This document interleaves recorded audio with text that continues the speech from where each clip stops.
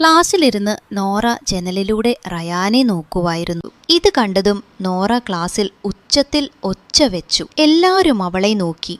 അവള് വയറുവേദനയാണെന്ന് കള്ളം പറഞ്ഞു. എന്നിട്ട് അവൾ മെഡിക്കൽ റൂമിലേക്ക് പോയി. അവിടെ റയാനുമുണ്ടായിരുന്നു. ഇതറിഞ്ഞ് നോറ അടുത്തുപോയി മെല്ലെയിരുന്നു. അവര് രണ്ടുപേരും ബ്രോഡ്കാസ്റ്റിംഗ് ക്ലബിൽ ചേരാൻ പ്ലാൻ ചെയ്യുന്നുണ്ടെന്ന് അവൾക്ക് മനസ്സിലായി. അതുകൊണ്ട് നോറയും ആ ക്ലബിൽ ചേരാൻ തീരുമാനിച്ചു. പക്ഷേ അടുത്ത ദിവസം ക്ലബിന് വേണ്ടി ഓഡീഷൻ നടക്കുന്ന സമയത്ത് റയാൻ പെട്ടെന്ന് അവന്റെ പേര് ക്യാൻസൽ ചെയ്തു. നോറ ഞെട്ടിപ്പോയി. എന്നാലും റയാന്റെ ഫ്രണ്ട് ലിയോ ക്ലബിലുണ്ടായിരുന്നു. റയാനെ കുറിച്ച് വിവരങ്ങൾ കിട്ടാൻ നോറ ലിയോയുമായി കൂട്ടുകൂടാൻ നോക്കി. പക്ഷേ ലിയോ അവളെ ശ്രദ്ധിച്ചില്ല. അടുത്ത ദിവസം നോറ ഒരു ടെലിഫോൺ ബൂത്തിന്റെ അടുത്ത് ക്യൂവിൽ റയാൻ നിൽക്കുന്നത് കണ്ടു. അവന്റെ നമ്പർ അറിയാൻ അവള് വേഗം ഓടിച്ചെന്നു. റയാൻ നമ്പർ അടിക്കുന്ന സമയത്ത് ലിയോ അവിടെ എത്തി. അപ്പോഴേക്കും അവന്റെ നമ്പറിന്റെ പകുതി മാത്രമേ നോറയ്ക്ക് കാണാൻ കഴിഞ്ഞുള്ളൂ. ആ രാത്രി നോറ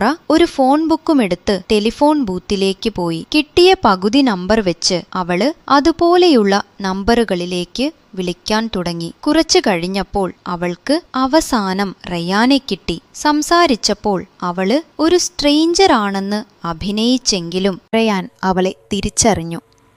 ഈ ഡ്രാമ കാണാൻ ആഗ്രഹിക്കുന്നവർ താഴെ കൊടുത്തിരിക്കുന്ന ലിങ്കിൽ ക്ലിക്ക് ചെയ്യുക.